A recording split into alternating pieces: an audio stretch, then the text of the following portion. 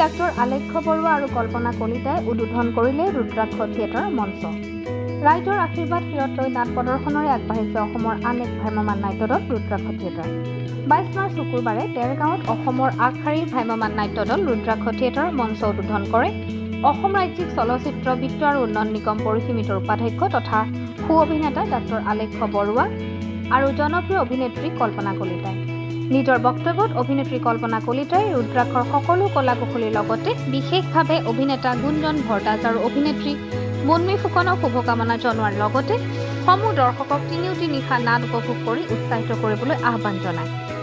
অভিনেতা ডাক্তৰ আলেখ্য বৰুৱাইও শুভেচ্ছামূলক ভাষণ প্ৰদান কৰি আগন্তুক নাট্যবৰ্ষৰ বাবে ৰুদ্ৰাক্ষ থিয়েটাৰৰ সকলো কলা কুশলীক শুভকামনা জনাই উপস্থিত দৰ্শক ৰাইজক ধন্যবাদ জ্ঞাপন কৰে।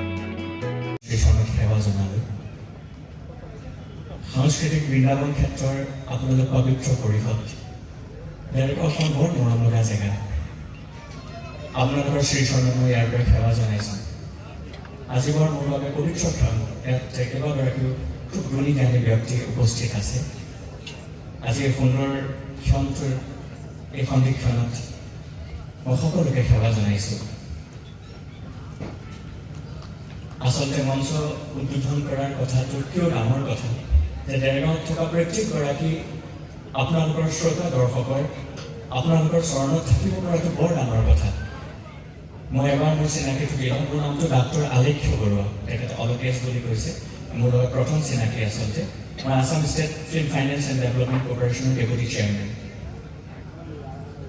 ইয়াত উপস্থিত থাকিবলৈ পাই আটাইতকৈ ভাল লগা কথাটো হ'ল যিটো দলে নাট্য আজি অনুষ্ঠান কৰিব প্ৰদৰ্শন কৰিব তেওঁলোকৰ কথা আমি শুনি আহিছোঁ। আমি অলপ পাছত তেওঁলোকৰ কৰ্মৰাজি চাম। খুব মৰম লগা মোৰ খুব মৰমৰ বন্ধু দুজন অভিনেতা ইয়াতে আছে, অভিনেতা অভিনেত্ৰী। তেওঁলোকে যিটো জাৰ্ণি কৰি আছে এই গোটেই জাৰ্ণিখিনিয়ে আমাৰ জীৱনৰ বাবে একোটা দলিল হিচাপে থৈ গৈছে। মোৰ এইখিনিতে মনত পৰিলে আপোনালোকক দেখা পায় আচলতে এনেকুৱা মোবাইল থিয়েটাৰৰ সময়ত কথা কোৱাৰ পৰিৱেশ নাথাকে, কিন্তু আপোনালোক বৰ গুণী জ্ঞানীজন। মোৰ মনত পৰিছে মহাভাৰতখনৰ এটা চৰিত্ৰ আছিল বৰবৰিক বুলি। বৰবৰিকে 18 দিনৰ মহাভাৰতখন 18 মিনিটত শেষ কৰিব পাৰিলেহেঁতেন, কাৰণ তেওঁৰ হাতত এনেকুৱা 3পাত অস্ত্ৰ আছিল যে এপাত অস্ত্ৰই শত্ৰুসকলক আইডেণ্টিফাই কৰে, দ্বিতীয় পাত অস্ত্ৰই স্ত্ৰীচু বনাই, তৃতীয় পাত অস্ত্ৰই বধ কৰে।